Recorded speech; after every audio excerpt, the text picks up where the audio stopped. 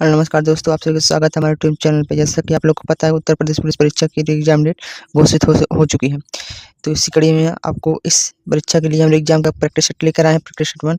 हम इसमें आप लोग को हिंदी के क्वेश्चन कराएंगे। हमें हिंदी पे से ज़्यादा कमांड करना है, क्योंकि हिंदी में हमारे सिलेक्शन की बीच की कड़ी होती है। हिंदी निर्धारित करती है कि हमारा सिलेक्शन होगा कि नहीं होगा। तो इसलिए हिंदी के हम 37 के 37 प्रश्नों को टारगेट करेंगे। हम हिंदी की प्रैक्टिस सेट कराएंगे आपको। चलिए आगे बढ़ते हैं, प्रैक्टिस सेट की तरफ बढ़ते हैं।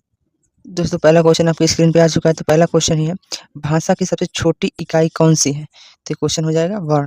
भाषा की सबसे छोटी इकाई क्या है? वर्ण। क्वेश्चन नंबर 2 की तरफ आगे बढ़ते हैं। क्वेश्चन नंबर 2 है, हिंदी की वह ध्वनि है, उच्चारण कहाँ से है? तो वह ध्वनि है ओष्ठ ध्वनि। कौन सी ध्वनि है? ओष्ठ ध्वनि। क्वेश्चन नंबर 3 की तरफ बढ़ते हैं। क्वेश्चन नंबर 3 कह रहा है, हंस पद किस विराम का एक और नाम है? कुछ विराम चिन्ह का हंस पद अन्य नाम है, तो यह त्रुटि विराम। क्वेश्चन नंबर 4 की तरफ आगे बढ़ते हैं। क्वेश्चन नंबर 4 है, निम्नलिखित वाक्य में मोटे छपे शब्द की शुद्ध वर्तनी कौन सी है? शुद्ध वर्तनी हमको अत्यधिक की देखनी है। इसमें से कौन? ऑप्शन नंबर ए अत्यधिक शुद्ध वर्तनी हो जाएगी। क्वेश्चन नंबर 5 की तरफ बढ़ते हैं। क्वेश्चन नंबर 5 है, निम्नलिखित में से कौन से शब्द की वर्तनी शुद्ध है? इसमें भी वर्तनी शुद्ध की बात की है। तो इसमें अनुभूति ऑप्शन नंबर बी सही हो जाएगा।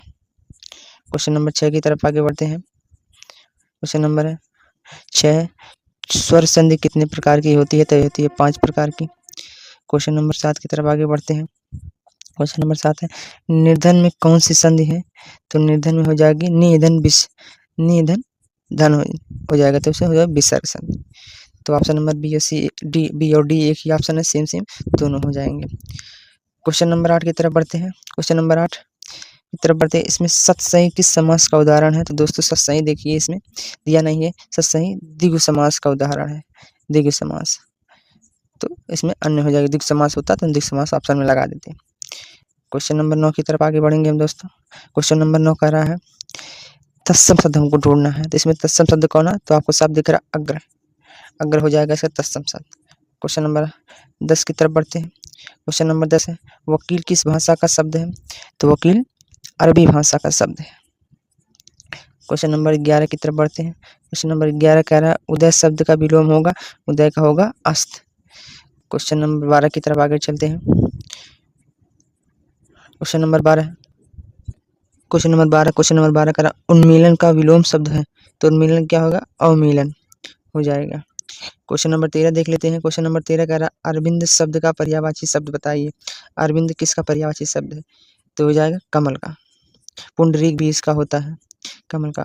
तो क्वेश्चन नंबर 14 की तरफ, कंजूसी से धन व्यय करने वाले के लिए क्या होता है? अल्पव्ययी।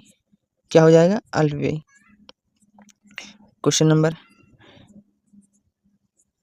15 की तरफ आगे बढ़ेंगे हम लोग। क्वेश्चन नंबर 15 कह रहा है, निरामिष शब्द का किस वाक्य हेतु प्रयोग होगा? तो जो आमिष मांस न खाता हो उसको निरामिष कहते हैं। क्वेश्चन नंबर 16 की तरफ बढ़ते हैं। क्वेश्चन नंबर 16 कह रहा, काठ की हांडी बार बार नहीं चढ़ती, का अर्थ होगा? तो क्वेश्चन नंबर 16 में देख लेते हैं। क्वेश्चन नंबर 16 में, छल कपट का व्यवहार हमेशा नहीं चलता, ऑप्शन नंबर बी सही हो जाएगा। क्वेश्चन नंबर 17 की तरफ बढ़ते हैं। क्वेश्चन नंबर 17 कह रहा है, अंधे की लकड़ी से तात्पर्य है एक ही सहारा होना। क्वेश्चन नंबर 18 की तरफ बढ़ रहे हैं। क्वेश्चन नंबर, ठठेरा शब्द का लिंग परिवर्तन कीजिए। ठठेरा शब्द का हो जाएगा ठठेरिन। क्वेश्चन नंबर 19 की तरफ बढ़ते हैं। क्वेश्चन नंबर 19 का, सर्प, मेढक, सिंह, घोड़ा, वानर आदि को समझाने वाला शब्द है। तो समझाने वाला शब्द जो हो जाएगा हरि। इनके सब अनेकार्थक शब्द दिए हुए हैं। क्वेश्चन नंबर 20 की तरफ बढ़ते हैं। क्वेश्चन नंबर 20 इसमें संज्ञा शब्द है। तो संज्ञा शब्द है इसमें पहाड़। पहाड़ कौन संज्ञा है?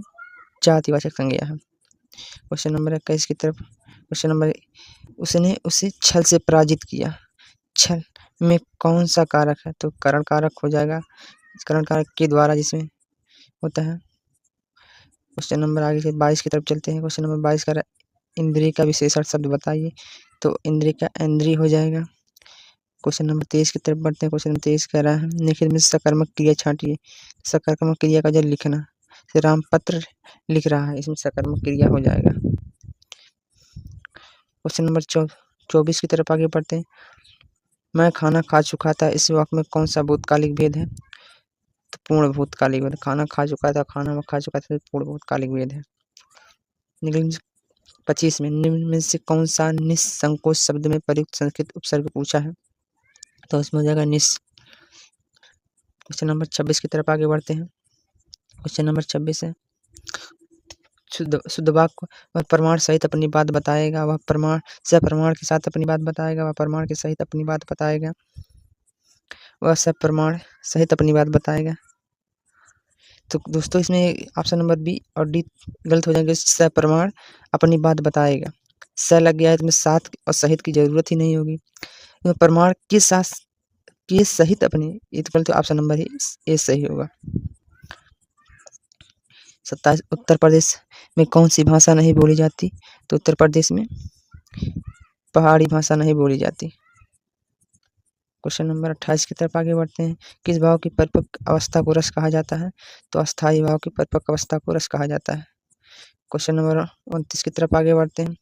काव्य शोभा बढ़ाने वाले धर्म को अलंकार कहते हैं। उस पंक्ति में धर्म शब्द है तो गुण। क्वेश्चन नंबर 30 अनुरूप कौन सा समास है? अव्ययी भाव, इसमें उपसर्ग लगा है इसलिए अव्ययी भाव समास हो जाएगा। 31 हिंदी साहित्य के इतिहास के किस काल को वीरगाथा काल भी कहा जाता है? तो आदिकाल को। क्वेश्चन नंबर 32 मुझे बाहर जाना है, रेखांकित चिन्ह को पहचानिए। तो इसमें कौन सा चिन्ह लगा? तो पूर्ण विराम चिन्ह लगा हुआ है। क्वेश्चन नंबर 33 की तरफ बढ़ते हैं। क्वेश्चन नंबर 33 कह रहा है अट्टालिका का तत्व, तो अट्टालिका का तत्व जो कि हो जाएगा अटारी। इसमें अनुच्छेद आ गया तो अनुच्छेद को हम पढ़ेंगे। हिंदी साहित्य के इतिहास 4 भागों में बांटा गया है। पहला आदिकाल, भक्तिकाल, रीतिकाल, आधुनिक काल। आगे बढ़ते हैं, हम इसे गद्यांश को पढ़ रहे हैं। भक्तिकाल के संत कवि सूरदास जी को कौन नहीं जानता? भक्तिकाल के कृष्णोपासक सूरदास जी ने सूरसागर, सुरसावली, साहित्य लहरी आदि का अनमोल खजाना हिंदी साहित्य को दिया है। उनके पदों में वात्सल्य, श्रृंगार, शांत रस के भाव प्राप्त होते हैं। उनके लिए कहा जाता है कि सूर, तुलसी, शशि उड़गन, केशवदास वे अष्टछाप के सर्वश्रेष्ठ कवि हैं। उनके काव्य की विशेषता यह है कि वे गेय पद हैं। उनकी अधिकतर रचना ब्रज भाषा में पाई जाती है। कहीं कहीं पर संस्कृत और फारसी भाषा के शब्द भी पाए जाते हैं। उनकी रचनाओं में अनुप्रास, यमक, श्लेष, उपमा, प्रेक्षा आदि सभी अलंकार पाए जाते हैं। वे जन्मांत थे, लेकिन उनके पदों में जो वर्णन पाया जाता है वह सजीव है। ऐसा लगता है नहीं कि वे जन्मांत थे। उनकी मृत्यु 1580 ईस्वी में हुई थी। हिंदी साहित्य जगत में सदैव अमर है। क्वेश्चन नंबर इससे पहला देख लेते हैं। 34 नंबर हिंदी साहित्य के इतिहास को कितने भाग में? 4 भागों में बांटा गया है। क्वेश्चन नंबर 35 को पढ़ लेते हैं। सूरदास जी कौन से काल के कवि थे? तो वह भक्ति काल के कवि थे। क्वेश्चन नंबर 36 की तरफ बढ़ते हैं। क्वेश्चन निम्नलिखित रचनाओं में कौन सी रचना सूरदास जी की नहीं है? तो रमणीय कबीर जी की है। क्वेश्चन नंबर 37 की तरफ। क्वेश्चन 37 का रस सूरदास के पदों में कौन सा रस नहीं पाया जाता है? तो वह है भयानक, जिसका अस्थायी भाव भय होता है। शांत का निर्वेद हो जाएगा। श्रृंगार का तो रसराज श्रृंगार जो कि गलत वर्तनी से गलत लिखी गई है। दोस्तों अपना स्कोर कमेंट में जरूर बताएं हिंदी का। तो आपको वीडियो पसंद आए तो लाइक करिए, शेयर करिए। थोड़ा आपको आवाज़ का और थोड़ा दिक्कत आएगा तो कॉपी करिए, लेकिन आप क्वेश्चन सही कराए गए हैं। जेन्युइन क्वेश्चन जिस तरह से पेपर में बन सकता है